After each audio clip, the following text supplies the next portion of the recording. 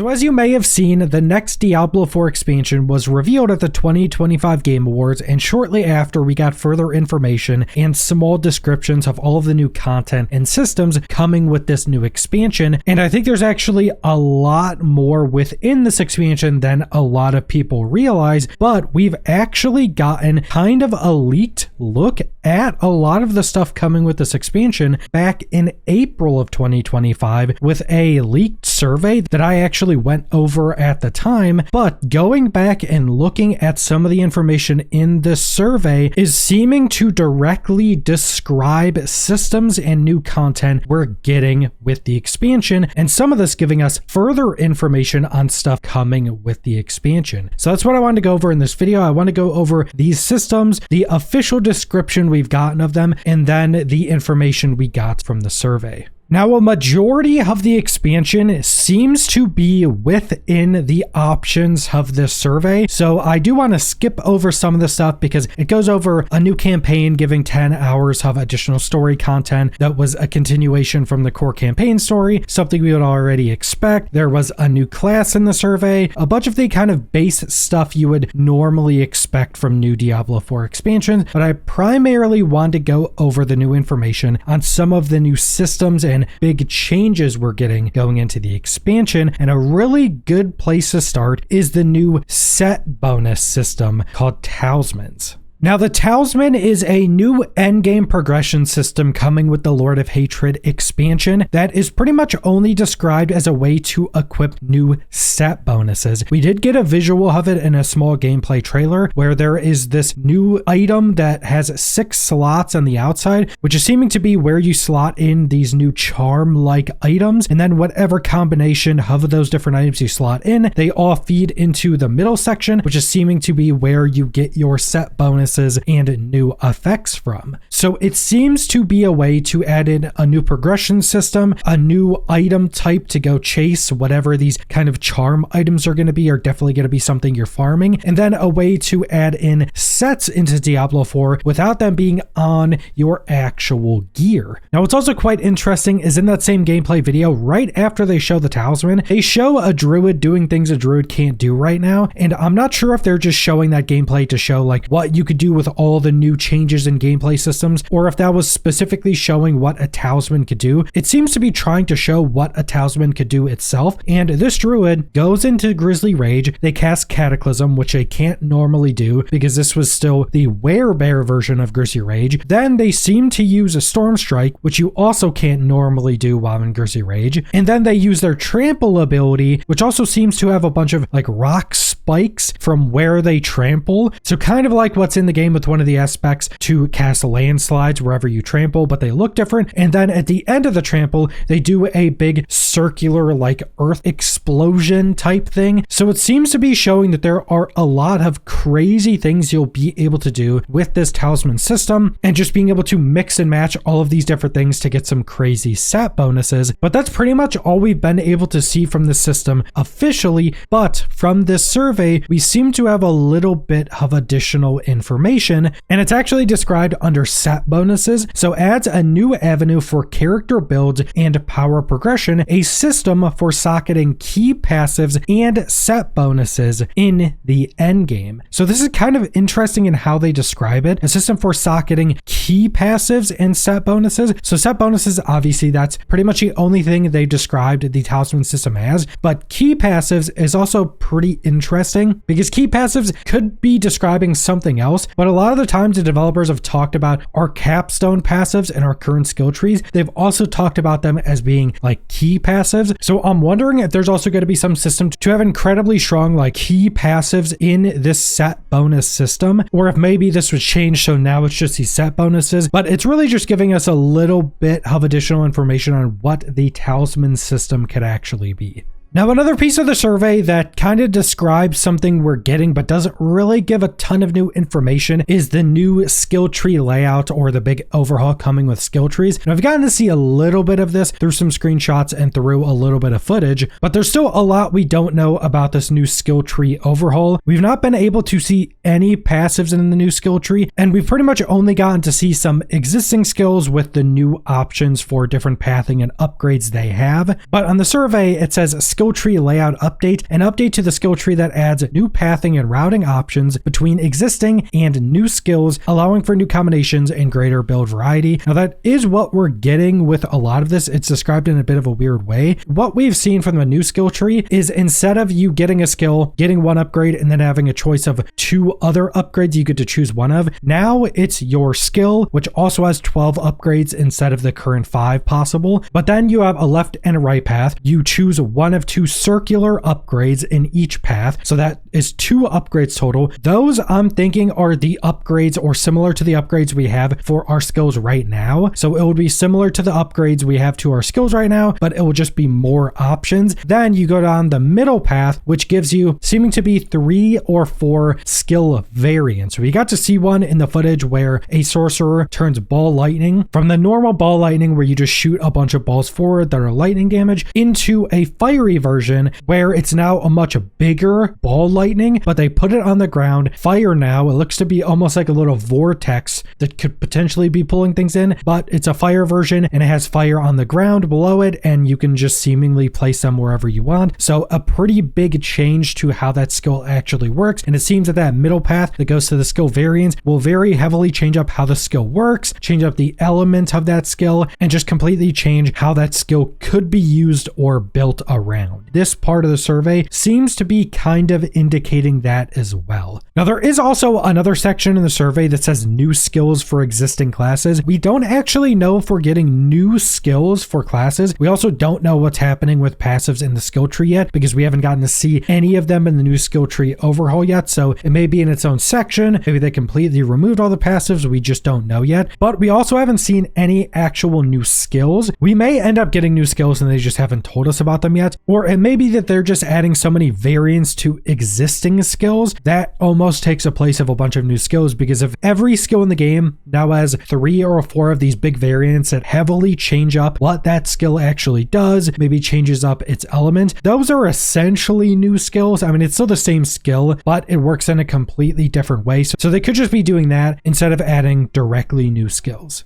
Now, there is another piece of the survey that I'm not actually sure if it connects to one of the new systems we're getting. So in the expansion, we're also getting the return of the Horadric cube from previous games, but we don't exactly know how this works because it's described as a fresh take on crafting systems like the iconic Horadric cube. So they do say a fresh take on crafting systems, and we have directly seen the Horadric cube even in the gameplay trailer where they essentially are in the Horadric cube. There's what looks to be a small sword or a dagger in the middle, and there's some floating runes around it. Then they combine the runes into this weapon and it catches it on fire. So we don't exactly know how the cube is actually going to work. I mean, you can go back and look how it worked in previous games like Diablo 2, but we don't really know how it's going to work in Diablo 4. But then when we go take a look at the survey, there's actually a part that's called new power source. So an alternate power system like in Diablo 3 where players can permanently add an aspect from an item without having to wear it, bringing new potential twists to builds. Now, I'm not sure if this connects. This right here in the survey is more describing the Kanai's cube, where you can go apply different effects into the Kanai's cube, where you will get that special effect. You just don't get any of the other stats that would normally come on the gear, which I've talked about multiple times as being a system that'd be really good for Diablo 4, but I don't know if that connects to the Horadric cube we're getting or not, because the Horadric cube from previous Diablo games isn't the Kanai's cube. They are pretty different systems, but there is the possibility that the idea of the Kanai's cube was just kind of added into the Horadric cube as another part of it, but I'm not exactly sure. And while I do think there's a chance for that happening, we just don't really know how they're going about it yet, because they do say it's a fresh take on multiple new crafting systems. So we don't know if maybe there's another system like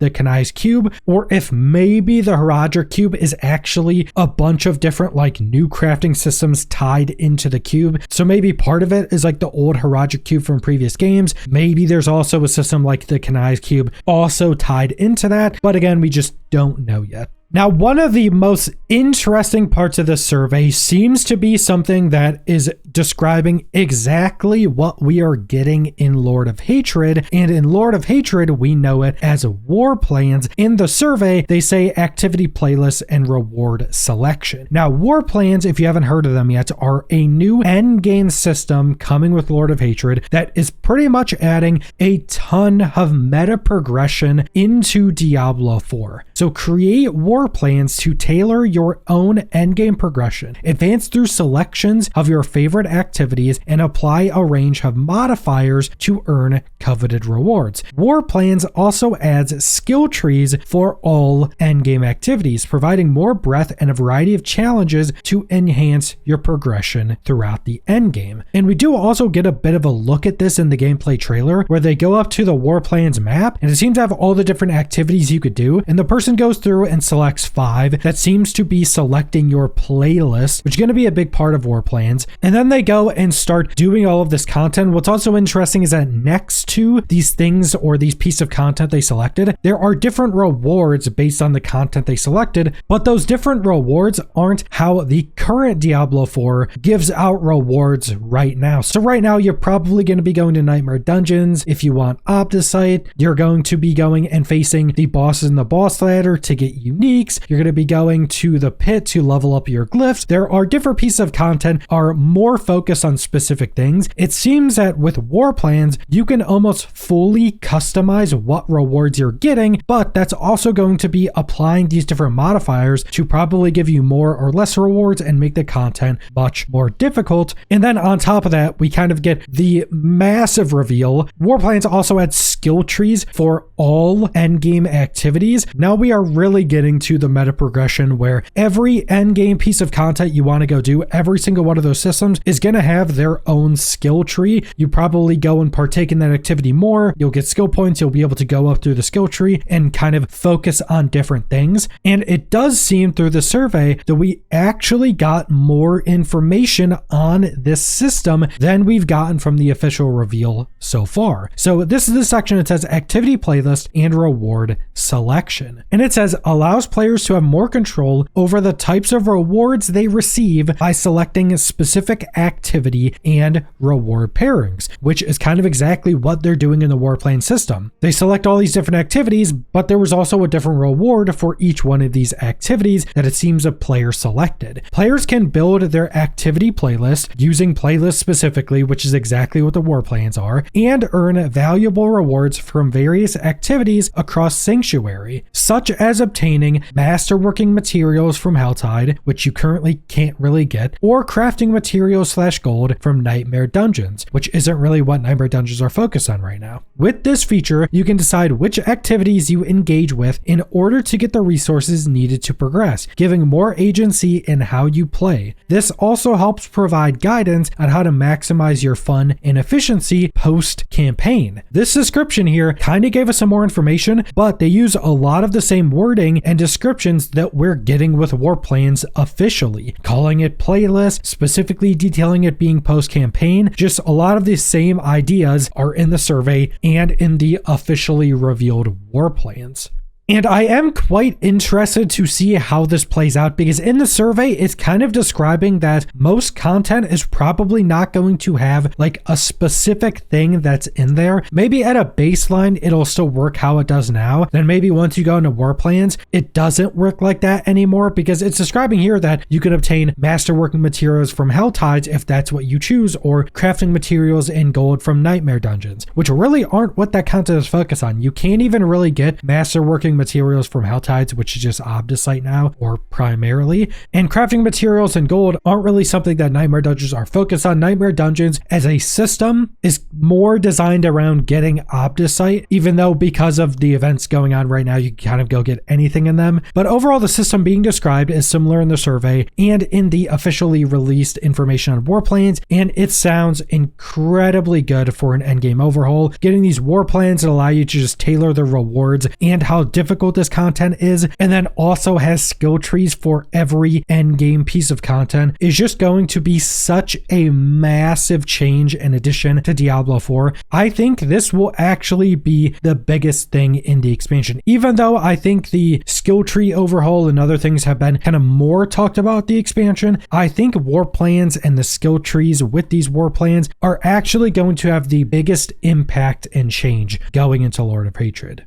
Now, before we get to the last really interesting system, let's get fishing out of the way because yes, fishing is a system coming with Lord of Hatred. They describe it here as find respite from flaying demons by fishing in the waterways of Sanctuary, which is interesting. I'm assuming this is just saying you could probably go fish anywhere there's water, but we did actually get fishing in the survey. So fishing, a collection and interaction feature present in all zones, allowing a player to fish. This would be a non-combat side activity. In another spot in the survey, it also describes it more as a collection system, not combat focused. I'm assuming this is just going to be what fishing is. Fishing is probably just going to be a smaller side activity that you go do if you just want to have some downtime and you don't want to go kill bunches of demons right now, and it will probably be some collection system. What I'm hoping is it's not just a collection system that has like a new collection book or something where you collect all these fish. I'm hoping it unlocks things for you, not power progression, because in different areas it does say it doesn't want to be tied to any power, but what I would like is you unlock different like cosmetic things through the fishing system. Like maybe you get a certain amount of fish or you get some specific fish and that'll unlock maybe a new cosmetic appearance for you, or maybe you get a different fish and it unlocks like a mount cosmetic, or it unlocks more titles or things like that. Hopefully it's not just a collection system for the sake of a collection system and also has other cosmetic focus rewards from it, which is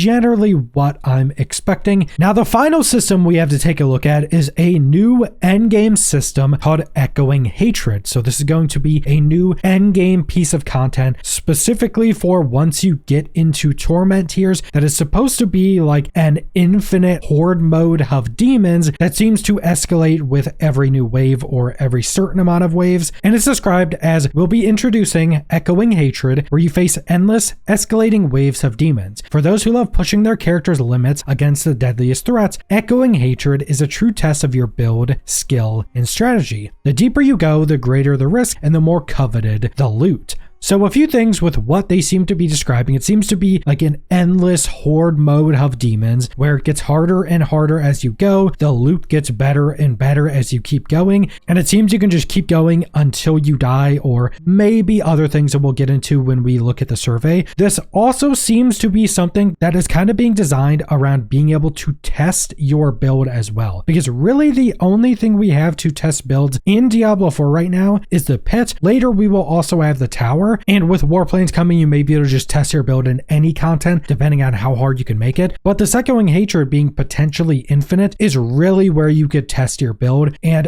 a cool horde mode with ridiculously high density could just be quite fun. But we also get what seems to be the same thing in the survey. And this is described as endless monster waves of increasing difficulty and activity for max level characters in Torment plus difficulties, where you'll face relentless waves of enemies and bosses in a fast-paced, chaotic battle, continuing to fight until you fail, either by letting too many monsters spawn or by dying. The more waves completed, the better the rewards. Now, this description actually gives us more information. So you failing is dying or by letting too many monsters essentially be in the arena at a time. And this even has the same description of the more waves completed, the better your rewards. So this very much seems to be describing Echoing Hatred. There was also a system kind of similar to this in Diablo 3 with one of the seasons, and this is definitely a system that could be a really good addition to the end game. And also keep in mind, since there's going to be war plans, you'll be able to have this part of war plans, and there'll be a skill tree for every end game system. There will also be a skill tree for this new Echoing Hatred system. Seems to be a good place that if you have a super strong build, you'll be able to get more and more rewards. You'll be able to test your build against this because it's essentially infinite, and it has two ways to fail, which both seem kind of interesting. Because if they just had it where you only fail if you die, you could potentially have like crazy tanky builds that just kind of can't die or would take so long to die that you could just keep going for such a long time. But having too many enemies on the field means you also fail, means you have to actually make a well-rounded build, both for survivability and for actually being able to defeat these monsters or demons in an appropriate amount of time. So based upon everything I just went over, I think it's pretty clear that a lot of the stuff in the survey was directly describing and asking about systems they were planning for the expansion. But this also makes me much more curious on all of the other things within the survey. Maybe I'll do another video re-going over all of this stuff now that a good chunk of this stuff is actually coming with the expansion, because there is a good possibility that a lot of these other systems either had plans of and ideas of, or they're just directly working on for future seasons, and maybe some for the third expansion, which obviously we don't even have the second yet, but I'm sure they are actually planning outlines of future expansions and probably have had those outlines for a long time. But that's pretty much all I want to go over, so thanks for watching.